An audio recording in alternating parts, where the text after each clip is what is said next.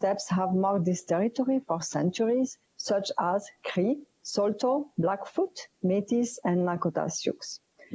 Now I would like to thank you all for being here today online. This lecture was planned months ago, and under the exceptional circumstances, we have decided to go ahead with an online version of it.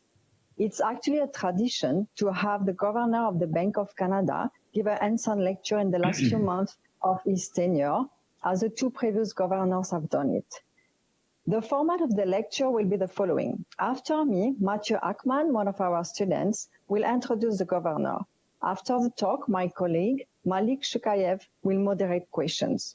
Some will be asked by students, but also during the talk, University of Alberta guests can ask questions on the chat, which will be sent to the moderator. Please state your name and your question clearly. The final remarks will be given by the Dean of the Faculty of Arts, Leslie Cormack. I will now say a word about Eric Hanson and the lecture series. Eric Hanson was a member of the economics department at the University of Alberta for many years. He joined the department in 1946 and was professor and chair from 57 to 64 during a time of change and rapid growth in student numbers. He served as an associate dean of graduate studies and on the board of governors from 68 to 71.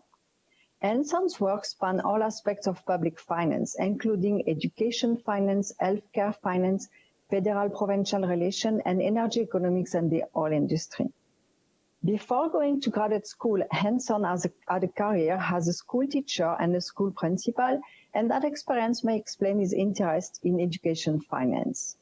He was an advisor to the city of Edmonton and Calgary, and he wrote on local government. Hanson also contributed to the debate on tax reform in his writing for the Carter Commission report. Hanson was a mentor to individuals who would themselves have an impact in this province, such as Al O'Brien, a long-serving deputy provincial treasurer of Alberta. When Eric Hanson passed away in 1985, his friends and colleagues created the Eric Hanson Lecture Series to commemorate his contribution to the profession and to the public life in Alberta. Mathieu, that's you. Thank you, Corinne. Our guest today has quite a CV.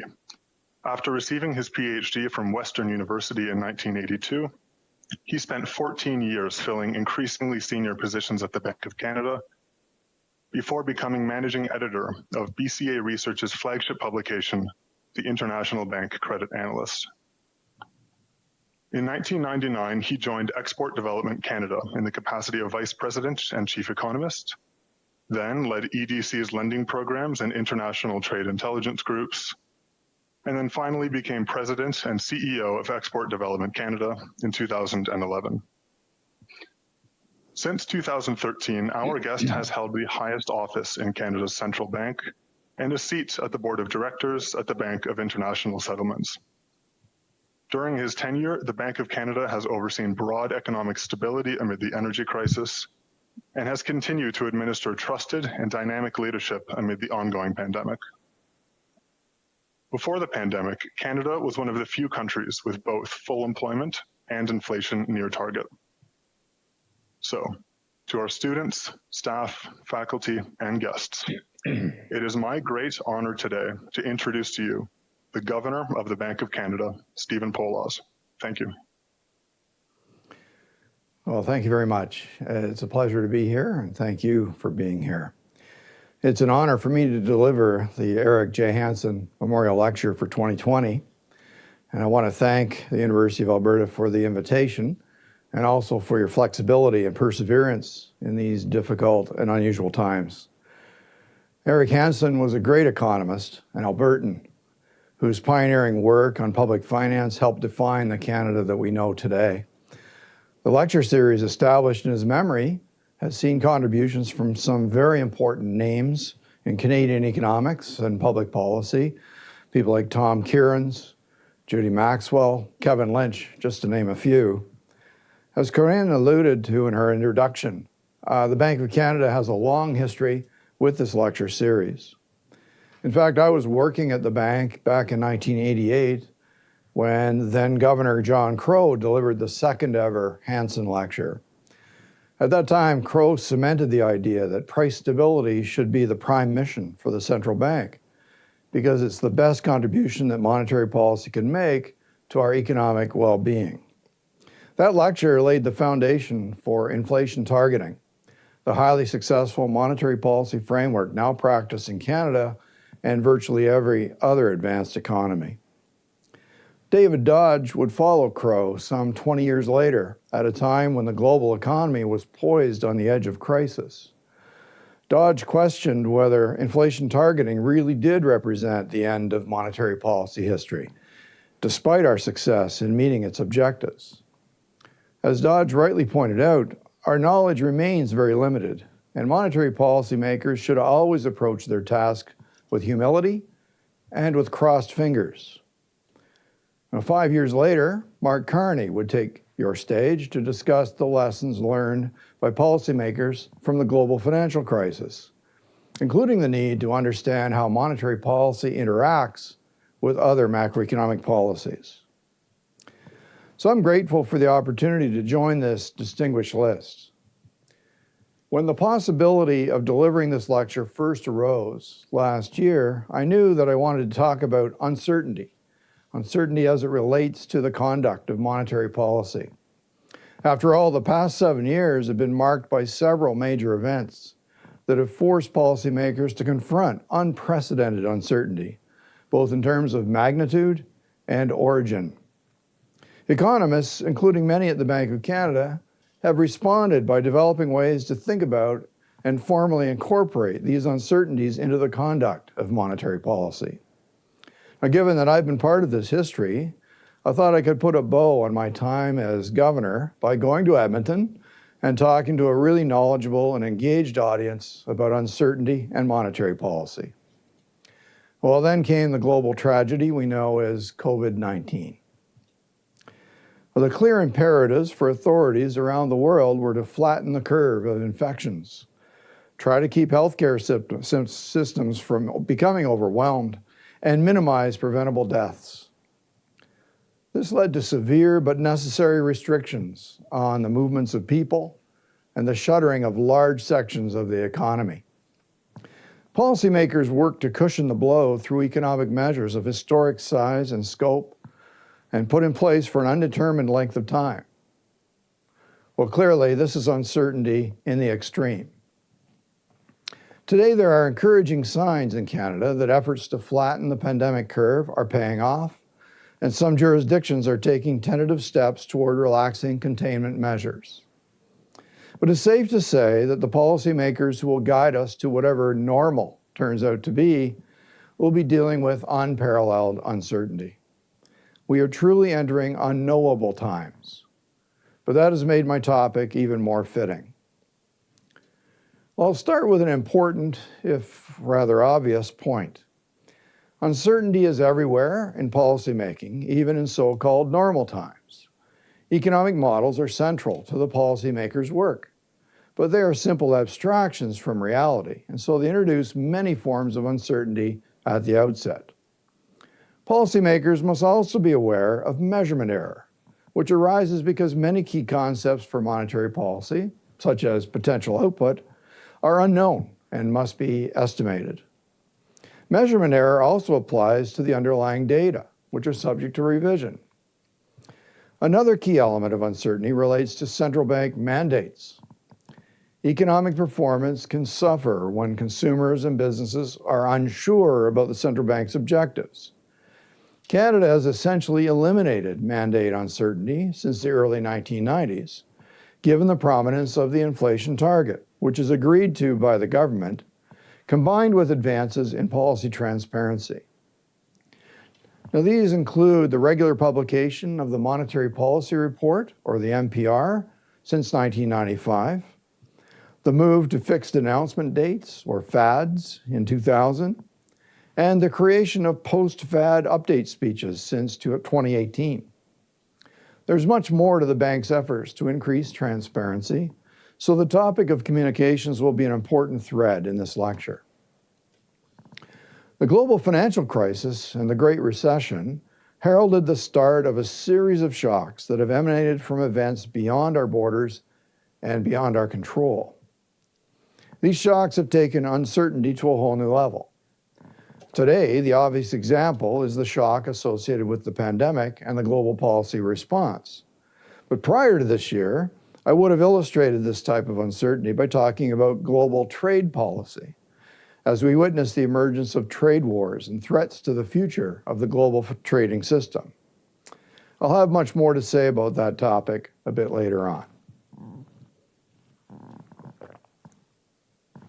So when I came back to the bank in 2013, it was obvious that the Canadian and global economies were dealing with uncertainties and risks that lay outside the scope of our main monetary policy models. This prompted me to begin speaking and writing about the concept of risk management during my first year as governor. Now, moving monetary policy from the theoretical or formulaic space into a problem of risk management acknowledges and accepts the uncertainties inherent in policymaking. Now, this does not mean rejecting the use of models in decision-making. In fact, the bank's various models provide the base case that serves as the starting point for our deliberations. They are also used to simulate alternative scenarios, which is an excellent means of reaching a fuller understanding of the risks that we face. Here is the essence of risk management. We identify the most important risks and uncertainties around the outlook. We examine the probabilities that the risks will be realized. We consider alternative futures related to uncertainties. And we think about the potential consequences of making a policy error. We then choose a policy course that weighs these risks and uncertainties in order to best manage them. Now, this process can entail a degree of flexibility around the inflation target itself, allowing inflation to return to target more slowly or more quickly than normal, while keeping in mind that our target sits within a control range of 1% to 3%.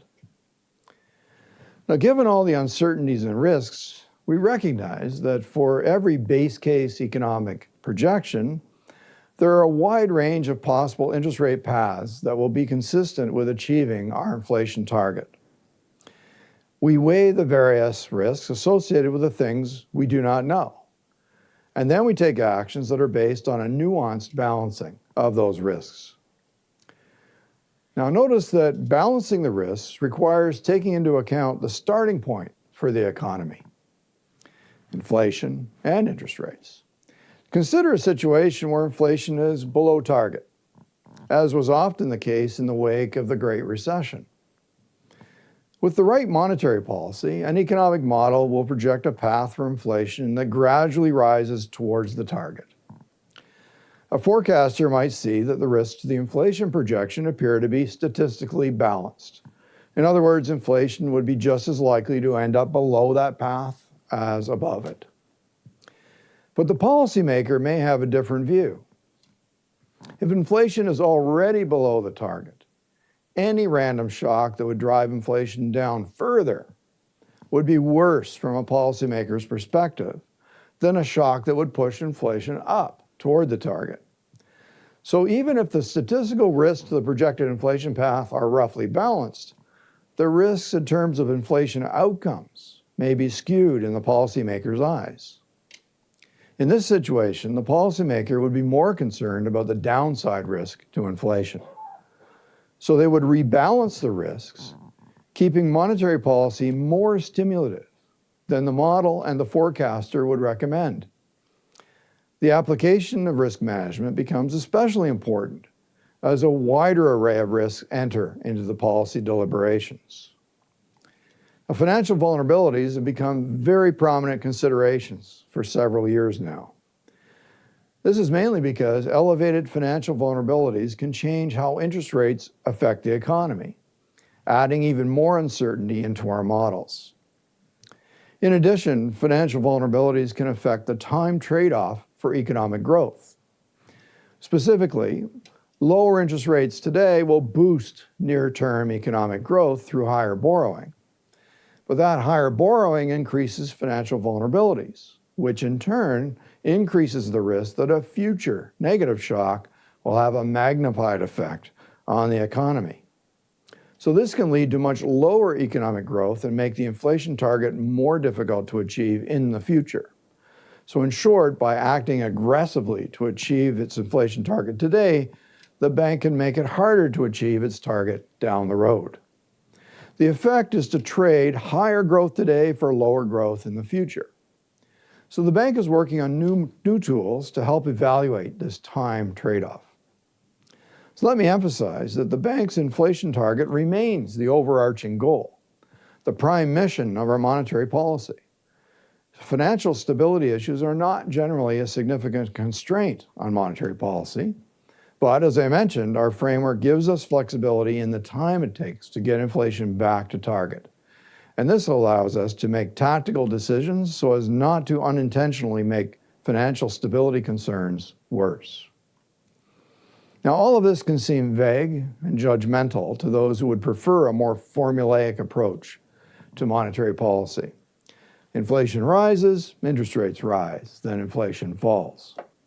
Now, unfortunately, the world is really not that simple. First, because monetary policy acts with a lag, we're always aiming to achieve our inflation goal in the future, offsetting invisible shocks that threaten to move us away from target. Therefore, a perfectly executed monetary policy would see interest rates moving in anticipation of the consequences of recent shocks, with inflation remaining on target the whole time. In other words, the more effective monetary policy is, the more difficult it may be to explain.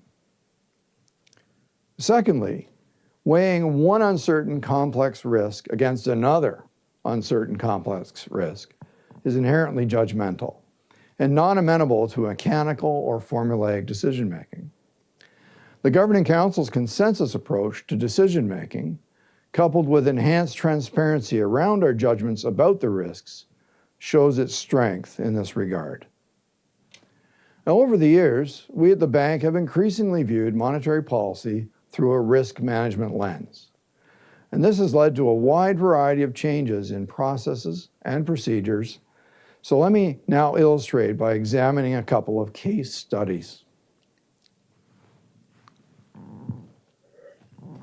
Let's first take a look at the oil price shock of 2014-15. Now, in 2014, amid signs of improving business investment and exports, real GDP was expanding at a rate above its potential. Core inflation rose through the year to around 2%. So following a prolonged period of low interest rates, household spending was robust. Canada was continued to see rising prices in key housing markets and increasing risks from elevated levels of household debt. So against this backdrop, the price of WTI oil fell by roughly half, from a peak of just over $100 per barrel near the end of the second quarter to about $50. Now, this decline posed a sufficiently large downside risk to our inflation outlook to warrant a reduction in the policy interest rate. We cut rates again in mid-year as the persistence and impact of the shock became clearer. Now, throughout this episode, financial vulnerabilities associated with household debt and rising house prices could have motivated higher interest rates. Meanwhile, projections of declining inflation would have favored lower interest rates. But the oil price decline ultimately proved to be large enough that it materially shifted that balance of risks and led the bank to lower the policy interest rate in support of its primary mission. Now, risk management considerations helped to inform our decisions in several ways during this episode. Governing Council was receiving input from multiple macroeconomic models, each with their own strengths and perspectives.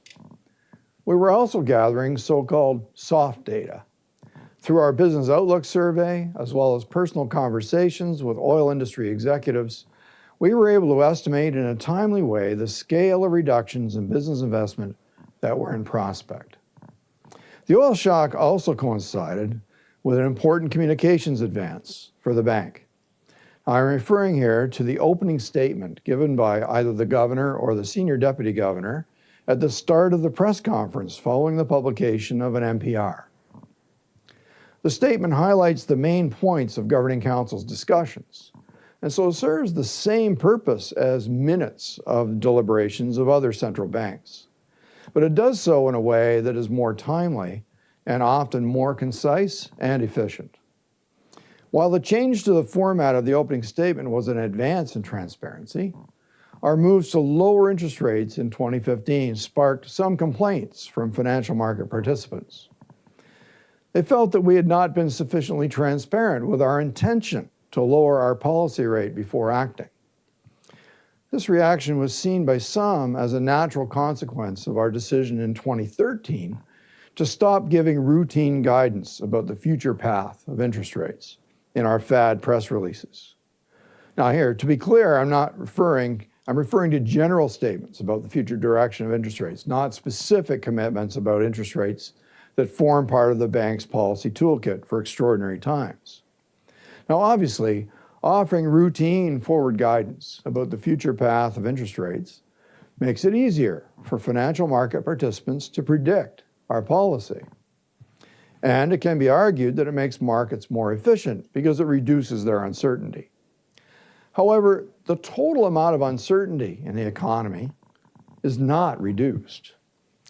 What has happened is simply shifted onto the central bank's shoulders. When we decided to stop giving guidance, it was at a time when we could not fully explain why exports and business investment were weaker than our economic models were projecting. And we wanted markets to appreciate the uncertainty that we were facing. And we're concerned that providing forward guidance was giving participants a false sense of certainty. By being honest about the extent of our uncertainty, we managed to shift some of that uncertainty off of our plate and put it back into markets. Now, this is a positive and important development because routine guidance also comes with a cost. It suppresses the natural signaling role of financial markets. When market participants pay attention only to the words that we say about future monetary policy and begin to discount the flow of actual economic data, they set up a one-way bet in markets. And at that point, market prices cease acting as a check for our own projections. And it's normal that there will be times when market views about the future of the economy and interest rates and those of the central bank do not align. Indeed, normal market function depends on there being a variety of views about the economy. The central bank should not try to force alignment of market views with our own. Instead, we should be helping markets understand the thinking behind our policy decisions. Now, for the second case study, let's skip ahead a couple of years to 2017-18 and look at how risk management shaped our actions as we set out to bring our policy interest rate back to more normal levels. By mid-2017, the national economy had largely recovered from the oil shock, although regional areas of weakness remained, such as in Alberta. Still, growth was broadening across sectors, and the output gap was expected to close by the end of the year. Inflation was rising, although it remained below 2%. In this context, we raised policy interest rate in July 2017, 2 years after we had lowered it to 0.5%. In all, we would tighten policy by 125 basis points over the next year and a half. Now, during this period, both the macroeconomic environment and the financial vulnerabilities associated with elevated household debt favored higher interest rates. In other words, unlike the previous period, monetary policy and financial stability concerns were now pointing in the same direction.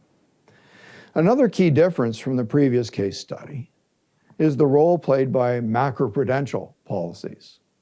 Now, Canada announced 2 rounds of mortgage lending guidelines that would broaden the scope of stress testing for new mortgage borrowers. This was designed to improve the quality of new lending, to contain vulnerabilities associated with household indebtedness. Now, this had a direct impact on the macroeconomy. It considerably reduced the level of housing activity when the second round became effective in 2018. And more importantly, these policies combined with the impact of increased housing-related taxes in some municipalities and provinces The result was a large decline in speculative activity and a reduction in froth in house price expectations that had been prevalent in some regions. With less risky mortgages being added to the stock of household debt, the economy's vulnerability was becoming contained. And with these macroprudential policies in place, the time trade-off was also changed. We could increase the weight on risks to achieving the inflation target and reduce the weight on the risks associated with financial vulnerabilities.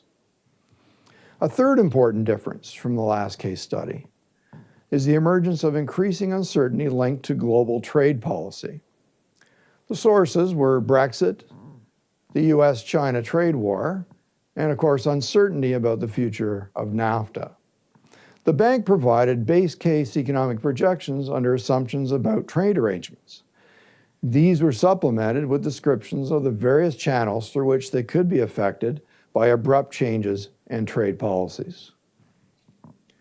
Another key part of our deliberations from a risk management perspective was uncertainty about economic growth. We considered the extent to which strong growth could continue in the context of a closed output gap in order to absorb excess labor capacity, and also possibly contribute to a stronger than expected increase in the supply side of the economy. Traditional measures of the output gap suggested that the economy was approaching its capacity limits, or possibly even operating above them. Yet we were not seeing signs of inflation pressures. With inflation having been below target for some time and wage growth subdued, we judged that the risks of a small temporary overshoot of inflation were dominated by the risk that strong demand could lead to persistently higher potential output. We were aware that the effects of digitalization were probably adding to economic growth in ways that were not being adequately measured. Further, the labor market was evolving in a way that was increasing labor force participation, mainly through part-time or gig occupations. All of this suggested that there was scope for more gradualism in raising the policy rate relative to historical experience, despite the low level of the policy rate given domestic economic strength. And in this context, we began to emphasize the extent to which incoming data influences our monetary policy decisions. Now, I hope that these case studies have shown you how far the bank has come in applying risk management to the conduct of monetary policy. Looking ahead, it's clear that the impact of the pandemic will be a massive test for everyone's policymaking ability. It is important to remember that the economy was in very good shape when the pandemic hit. Inflation was very close to target. Unemployment was sitting at 40-year lows. Just as a healthy, fit individual is more likely to shake off COVID-19, so is the Canadian economy. Interest rates, however, had only made it back up to 1.75%, which meant that monetary policy still had very little room to maneuver. Before the pandemic, there was a strong global consensus among central banks that the next major economic downturn would need to be addressed mainly through fiscal policies, with monetary policy playing a supporting role.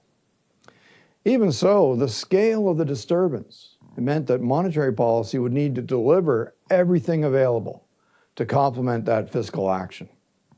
So, rates were moved rapidly to the effective lower bound of 0.25%. Further, we took a wide range of actions to ensure that financial markets continued to function so that credit would remain available to both households and firms. This episode has seen some important differences in the conduct of monetary policy. First, the level of coordination between the Bank of Canada and the Fiscal Authority has been unusually high. This has even included unprecedented joint Governor, Finance Minister press conferences, a show of strength intended to buttress confidence in the economy. Throughout, the importance of the independence of the central bank has been underscored by both parties, as it is well understood that the bank's ability to lend without limit must be backed up by the inflation target to anchor inflation expectations. Second, The need to restore financial market function has prompted the bank to launch an aggressive array of asset purchase programs.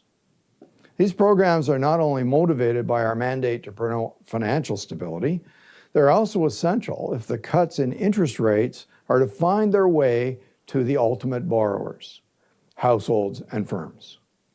These purchases include federal debt, provincial debt, and corporate debt, and are leading to a huge increase in the bank's balance sheet. This will reverse later as conditions gradually normalize. Now, through this episode, the lessons of 2008 and 9 led the bank to eschew gradualism. Instead, the unconventional policy tools were deployed across the board and aggressively so. In one press conference, I was asked if perhaps we were overreacting.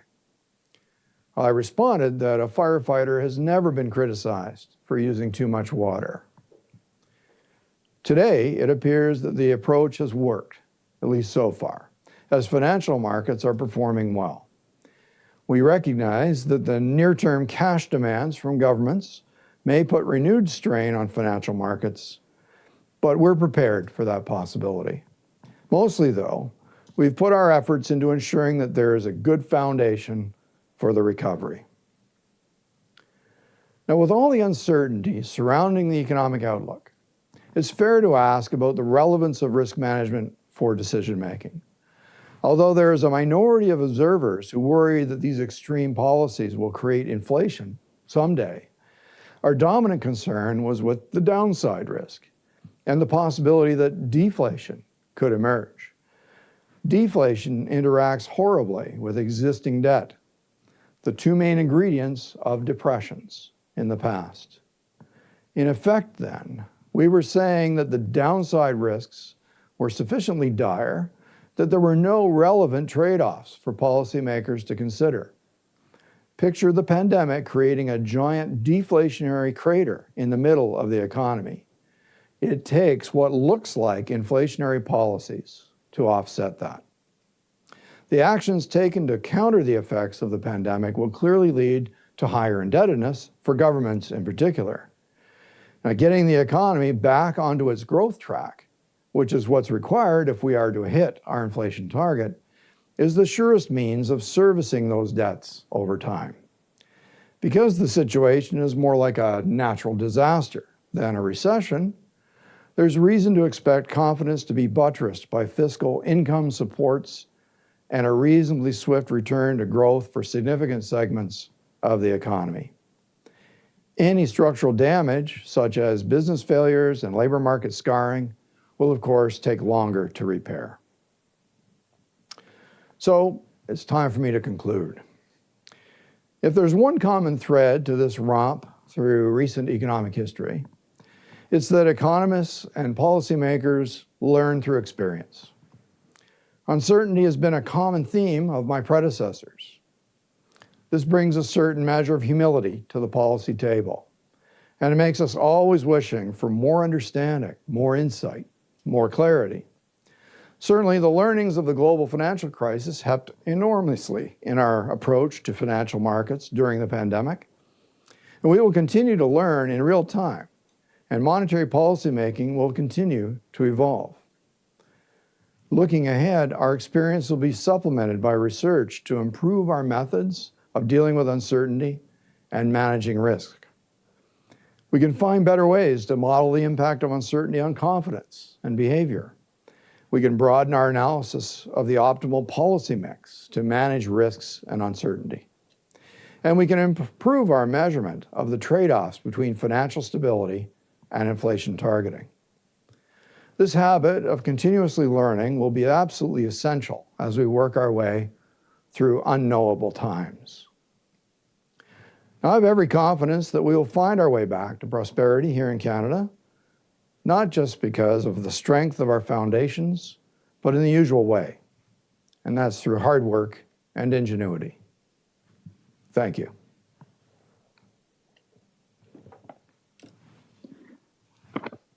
Thank you, Governor, for the insightful speech.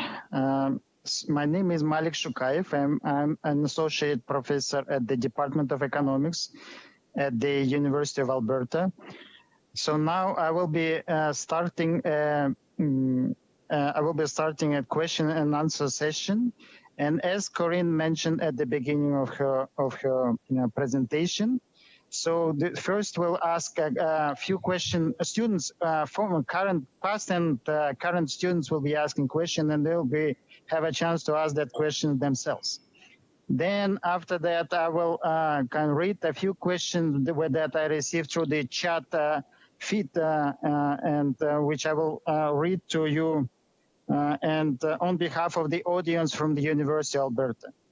And so Katarina Vasilevsky is the first person to ask the question. And go ahead, Katarina. Thank you. Thank you, Malik. Governor, as Malik said, my name is Katarina Vasilevsky. I am a University of Alberta graduate and current graduate student at Queen's University. As you mentioned, in response to COVID-19, the federal government has implemented a number of financial aid programs to assist Canadians. How concerned should we be about the substantial increase in national debt? And what might it mean for the interaction of fiscal and monetary policy going forward? Well, thanks very much for your question, and good luck at Queen's, one of my old schools too. There's no question, as I said in my remarks, there's no question there will be more debt when this is over. The good news is that we started off the situation with a very positive debt structure. The federal government was carrying a debt-to-income ratio of about just over 30% of GDP, which is very low by international standards and actually very low by historical standards. So in that context, of course, right now I'm not in a position to actually forecast how much that could go up in response to the programs that have been put in place. There's an important wrinkle here, which is that those programs are designed to be elastic. They get bigger or smaller depending on how big the shock is or how long it lasts. So for example, today there are just over 8 million people taking the CERB. Well, if the shock lasts an extra month, those people would stay on CERB for that extra month. If they go back to work, then they'll come off of the CERB. So the cost is very hard to guess in advance. But even the extreme scenarios that I've seen show Canada's debt going up perhaps into the 40s, say 40-something% of GDP. And I'll just remind you, I know you may be too young to remember this, but in 1994, it was in the high 60s. So it was more than double where it began, this episode. So when I read the other day that the debt could exceed $1 trillion, which of course sounds like a lot to anybody, but the economy has grown so much more since 1994 that our ability to service that debt is much greater. And so in the end, the government all it has to do is service its debt and possibly work it down through a long time. And as I said, I think the best way to manage that is to get us back to growth as quickly as we're able, and to do other things that we know hold back growth, such as having free trade between provinces. A very simple thing to do, by the way, which smart people have estimated would add as much as 0.5 percentage points onto growth forever. That would pay for an awful lot of debt. Thank you, Governor. I will now turn it over to LJ to ask his question. Thank you, Katarina. My name is LJ Valencia, and I'm a recent graduate at the University of Alberta and a former Governor's Challenge finalist. My question to you, Governor, is that given that the Bank of Canada is in the process of reevaluating its monetary policy framework, to what extent do you think the current pandemic situation is going to affect the future monetary policy framework choices? Well, that's a great question. Of course, it's really hard to speculate on that. That process is well underway. And what has been interrupted a little bit because we would be doing more consultations during this period than we will be able to. But somehow or other, I think those consultations will still take place, and they'll be colored by this experience. But one of the things that I think this experience has underscored for me is the value of the inflation target itself. Not just any old inflation target, but one that the federal government has signed an agreement to publicly, which indicates to everyone that we have a shared interest in that target. Okay, so we knew, for example, like monetary policy didn't have, in any country, including our own, didn't have a lot of room to maneuver as this occurred. But we had reached that decision a long time ago that whenever something big happened before we got back all the way to normal, well, fiscal policy was going to need to do much more of the work than has traditionally been the case when there's an economic downturn. And that has clearly been the case, as we would expect. And so it's that everybody has exactly the same objective, which is to stabilize the economy and get it growing again. That, by the way, is exactly consistent with the inflation target. And so if the central bank doesn't have sufficient ammunition to do all the work, it is the job of the fiscal authority to come in and do it. At other times, when monetary policy has all it needs to do, then fiscal policy can stay on its normal track. And so that complementarity has really been demonstrated by this episode. And I think a lot of countries are learning lessons from that. That will, of course, color the debate. The academic literature during this period has shifted towards ways of trying to enhance the automatic fiscal stabilizers that are in the system, because the main one we have now, of course, is tax revenues go up or down. If your business weakens, you pay less tax revenue. So that's makes perfect sense. If you go unemployed, you get EI, with a bit of a lag and so on. But those automatic fiscal stabilizers are actually not very aggressive. And so the CERB is an example of something that makes the package quite a bit more sensitive to the situation we're in. So I'm hopeful that some of those tools will still be available. And now that we've developed them, they would be available the next time you had another downturn, right? So that just to me has been another lesson. And that'll enter the background discussions as we go forward. There's a wide range of issues that are up for discussion, a full horse race between different policies from the central bank, and a section on our website dedicated just to that. I'll stop there for now. Thank you, Governor. So Matthew will now ask the next question. Thank you, LJ. As was mentioned earlier, my name is Matthew Ackman. I'm a recent graduate from University of Alberta Economics, and I'm very pleased to say about a week from today, I'll be joining the Bank of Canada as a research assistant. Mr. Governor, my question is as follows. Policy response to this crisis from both fiscal and monetary authorities has been aimed primarily at addressing the significant downside risks that come along with the shutdown. To what extent is the bank concerned about the upside risks to inflation and interest rates if conditions improve more quickly than anticipated? Well, thanks. And by the way, good luck showing up for work next week. It's like I'm practically the only one in the building right now. But anyway, I'll wish you well with your new role at the bank. So you ask a question which really illustrates the thesis of my lecture very well. The situation that we find ourselves in is one in which the downside risks are the most difficult to manage. The upside risks, if we misjudge something and the economy just takes off really rapidly, and next thing we know, we're concerned about inflation pressures.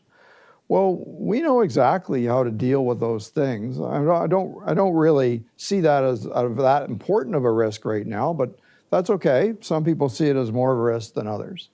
The point is that that puts monetary policy firmly back in what I'd call conventional space. We have all the tools and we know how to use them. The bigger concern is in the deflation space. We've talked, when I was a student, we talked about the dreaded triple D, debt, deflation, depression. because in the middle of all that are all the defaults that happen. So if you're a company and you're facing declining prices for the thing you're producing, of course, what happens next is you convince your employees that they also need declining wages, otherwise you won't survive as a business. And so you get a very entrenched negative trend in inflation, and anybody who has debt is very susceptible to default in that situation because their ability to service that debt is just declining steadily, whether it's a business or a person. So that's where depressions come from. You get locked into that spiral of declining confidence. So we see the potential in this shock to have all those ingredients, and so we're taking a very modern approach to this. So the metaphor that I would offer you is a deflationary crater opens up in the economy. Basically, we must fill it with water, liquidity, so that we can row our boat across it. And once we get to the other side, you can get out of the boat and you can climb up the other side, and Bob's your uncle. You're back in business. And then, of course, the liquidity can be drained away because we're no longer in that crater. But if we haven't been doing these aggressive things that we've been doing, as an economy, we'd be forced to just walk down into the bottom of that crater and walk along the bottom and then climb back out of it. That's why depressions take so long to get out of. So we haven't had many of those in history, but if you, like me, are a bit of a student of the old stuff, the Victorian Depression and, of course, the 1930s Depression are case studies where policymakers just didn't do anything.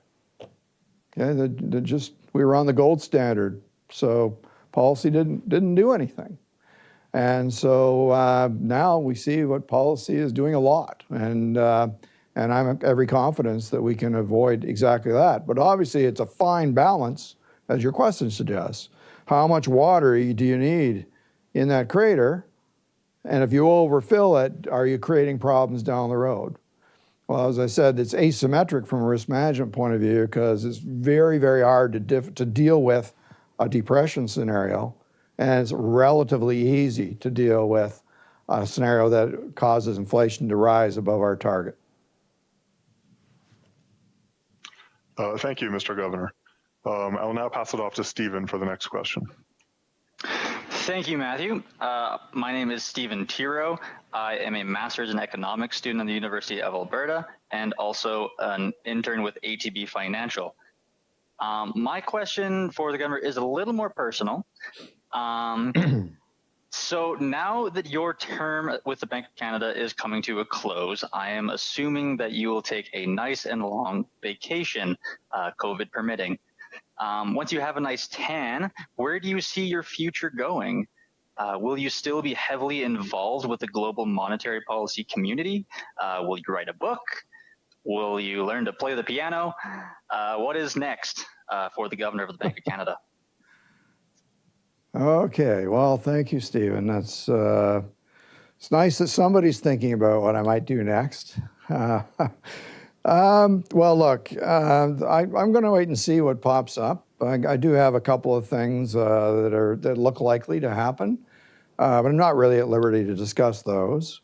Would I write a book? That's not an unrealistic possibility, but it does seem like an awful lot of work. I mean, these professors that write books, they can tell you, boy, that is really hard work. You can write a book and then no one will bother to print it. So it's doubly trouble, it's double work. But anyway, I do love to write, so that's not an unreal possibility. I already play the piano. I hope to play it a little bit more. And but more importantly, I need to practice my golf game because this job has really wrecked it. Thank you very much, Governor Polaz. I will now hand over to David, and here he is. Thank you, Stephen.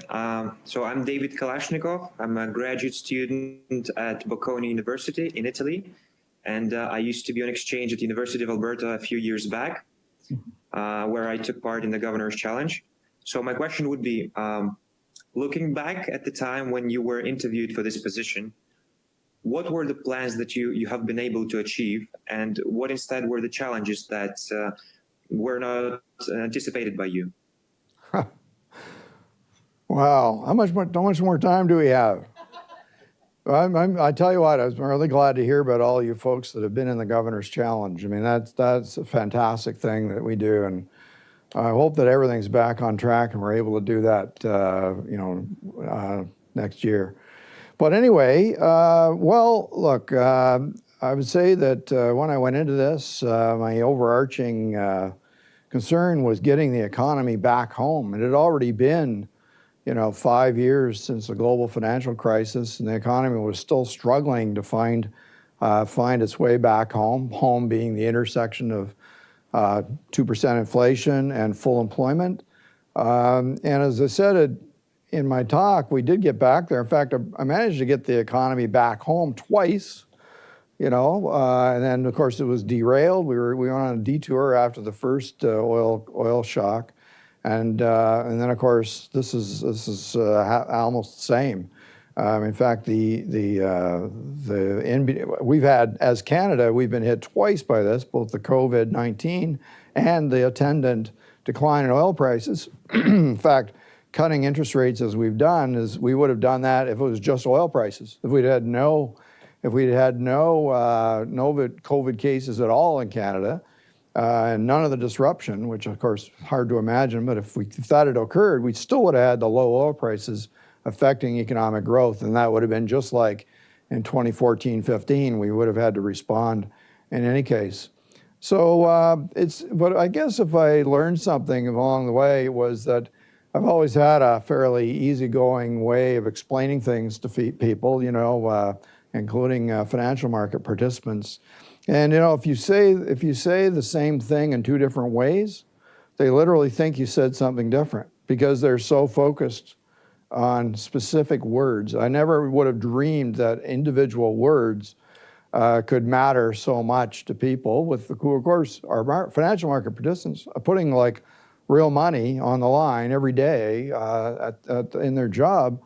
And so I'll give you a case study, because since I'm doing those today. So at one point I said that we would do something around the end of the year. And I said that in the morning, and then in the afternoon for an interview, I said late this year or early next year. Now I know you and I both think those are the same things.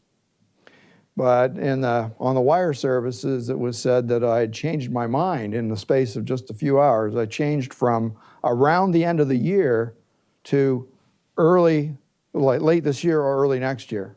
And I think those are both the same thing. But it actually had an impact on financial markets. I never would have guessed that. So I had to learn about those things through time. Governor, I'll hand it over to Malik now to continue with the discussion. Okay. Thank you, David. Thank you, all the students, for asking these great questions, past and current students. And now I will continue the question and answer session. But what I will do, I will read the question that we received through the chat feed. It's from the University of Alberta audience. And the first question, I will have to stop around 12:35. So sorry if I'm not able to ask all the questions, but I will start with the one that I received first from Professor Valentina Galvani from the Department of Economics. I will read it right now. So, Bank of Canada studies have highlighted concerns about customer liquidity provision in Canadian bond markets.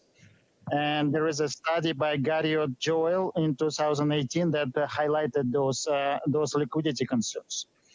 So the question is, should the Bank of Canada impose designated market makers for low liquidity corporate and provincial bond markets? Thank you. Okay, well, that's a really interesting idea, which I know those of us who will still be working at the bank after next week would be happy to think about in more detail. But it's true that we've put our finger on that in fact, the Basel III reforms and the other changes that took place in recent years may have, on the margin, reduced liquidity of certain markets, and market making has been maybe less a preoccupation than before. However, we apart from just a few very isolated, what we call flash crashes or, gaps in the market, there's really been no symptoms of that lack of liquidity. It's more been an observation from counterparties. Some have reduced the scale of their transactions in response. So again, the market kind of adapts. So I think it is worth continued study, and the idea that's in the question doesn't sound like a bad one. But I mean, we do have, designated primary dealers, and of course, the Bank of Canada's facilities are available every day to them should they encounter a problem with liquidity.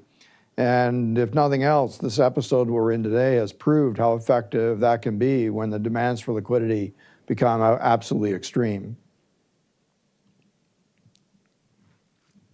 Thank you, Governor. So I will go on with the second question. This question is from Professor Melville Macmillan, who is a professor at the University of Alberta, Department of Economics. So the question is your expectation for consumer expenditure to contribute significantly to the economic recovery going forward? Yes, well, I know why the question comes up, because we don't really know how people are reacting. But this is a really important distinction here. Many economists will see a very sharp decline in GDP. And we said in our monetary policy report in April that it could be to a point somewhere between 15 and 30% below the level that it was at the beginning of the year when it hits its bottom sometime in the second quarter.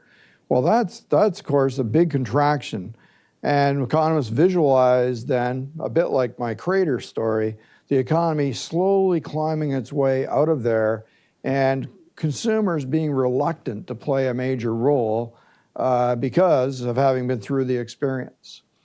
However, I don't think consumer behavior is going to be dictated by the shape of that decline in activity and the recovery because of all the fiscal, very uncharacteristic fiscal support measures that were put in place in order to stabilize incomes.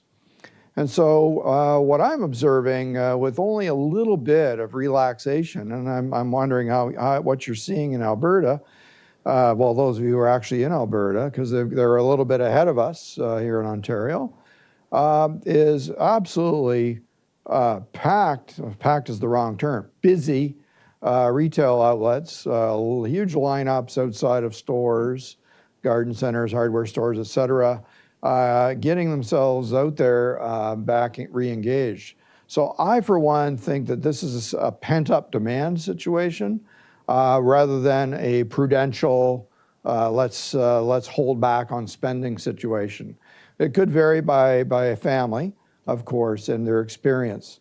But right now, we just don't know, so we're going to be prepared for whichever scenario it does emerge. But personally, myself, I think we're going to be on the top end of the range of outcomes that people are talking about. And if you go back to the April NPR, I would say the best case scenario that we laid out there is still, for me, the most likely scenario. Thank you, Governor Palos. So the question number 3 is from Steve. So the question is, what degree of normalization in the economy would warrant a decrease in the Bank of Canada balance sheet? Well, so the bank balance sheet has gone up something like $300 billion thereabouts. Obviously, that's a lot of money. That's more than 10% of GDP. And so that just reflects the size of that crater that I talked about before. Most of that increase in the balance sheet is through lending to financial institutions through repo arrangements. Those repo arrangements have generally 90-day or 180-day or 1-year terms. And so, of course, they could be collapsed anytime the financial institution chooses to, but they're they're set up, and there are just a few, a limited amount that we did at a 2-year horizon. And so the vast majority of that will fall off automatically. As conditions normalize out in the market, then of course the financial institution that has taken that loan and has given us collateral gets its collateral back through the repo, and that position collapses and the bank balance sheet goes down. And you can see symptoms of this already. Like one of the first things we put out was a facility to buy bankers' acceptances. So every Monday we offer to buy bankers' acceptances. And for the last 3 weeks in a row, nobody's bothered to sell us any. And so we're already seeing that, you know, these things have done their job, but we'll keep them in place in case strains reemerge. You know, look, it won't be like we have to turn a dial. What'll happen? A lot of this will happen automatically. The balance sheet will begin to reverse course, and through time, as markets normalize, the bank will be able to feed out any government debt that it has picked up and move it back out into the market. I can't predict when that will be, but it's when conditions normalize. And of course, we've said that we will continue to do large-scale asset purchases in the federal government debt market and provincial debt markets up to, like, in the federal debt government market, and until the economy is well in recovery phase. So the economic recovery is well underway. Well, you know, that does suggest a while from now, because we're going to have to see all the symptoms of that recovery, and it's got to be seen as sustained.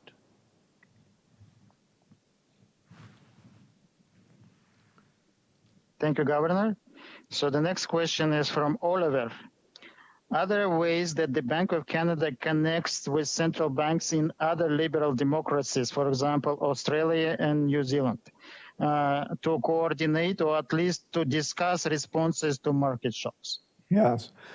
Well, I wish I had a statistic to help you understand how much international coordination has happened. I've read articles in the paper that say, oh, there was no international coordination during this episode. Well, I can just tell you that that's completely false. And I can show you in my calendar, you know, all the 6:30 a.m. meetings, like when the host of the meeting is in Riyadh, that meeting starts at 6 a.m. our time, because there's someone for everywhere in the world in that meeting. That's the host of the G20. The G20 meeting has been every week or every 2 weeks throughout this. The Basel is the Bank for International Settlements is the primary convener of international meetings of governors of central banks. We always meet every 2 months, but we've been meeting more or less, every week there's been a Basel meeting. And that too happens at around 7 a.m. As it turns out, it's always at a really good time for Europeans and not a great time for everybody else. That's just the way we do things. And so there we get a very high level, great discussion between governors of central banks. Some countries are out in front of this, others are lagging behind, so they get great advice along the way. I can remember back in February getting excellent insights from my colleague in Italy and in China, because they were at the very early stages, and the rest of us were wondering what was going to happen. And so that collaboration has been very high. G7 meetings, G20 meetings, IMF meetings, an extraordinary level of collaboration and sharing of experience. And I think even though we have somewhat different programs here and there, they all have very strong common themes. They're basically customized to the local kind of infrastructure. We're all doing almost exactly the same thing, and actually pretty similar scales. Thank you. And the last question is going to be from Chetan Dave. He is a professor at the Department of Economics, University of Alberta. The question is, as is well known, monetary policy does not operate in vacuum. To what extent does the Bank of Canada anticipate that in the medium term, stabilization will involve changes in tax policy versus perhaps increasing immigration, maybe a combination of both? Different tax policy and increases in immigration. Thank you. Wow. I honestly don't know the answer to this question, and it's really outside of my swim lane anyway. So as I indicated before, governments all around the world are incurring a bunch more debt.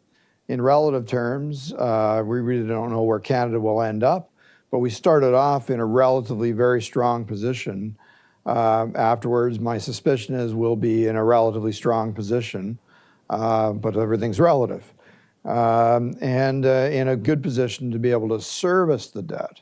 And if the question refers to eventually reducing the debt, I suppose that will be a question for the fiscal authority.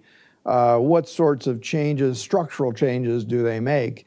Or do they choose to do temporary measures? A bit like what they did after World War II. They had, temporary taxes that then reduced afterwards, just to pay down some debt.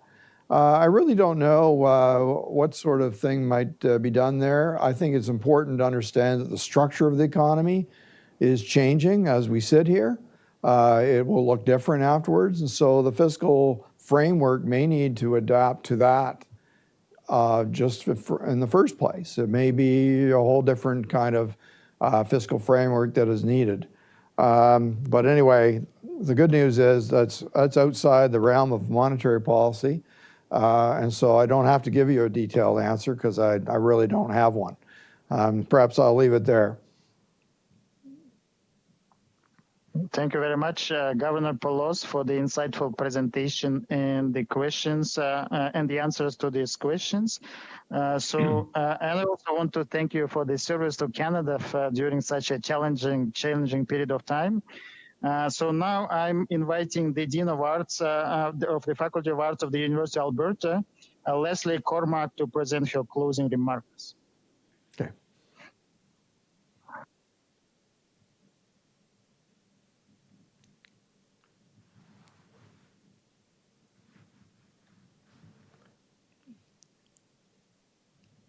No, Leslie, we can't hear you.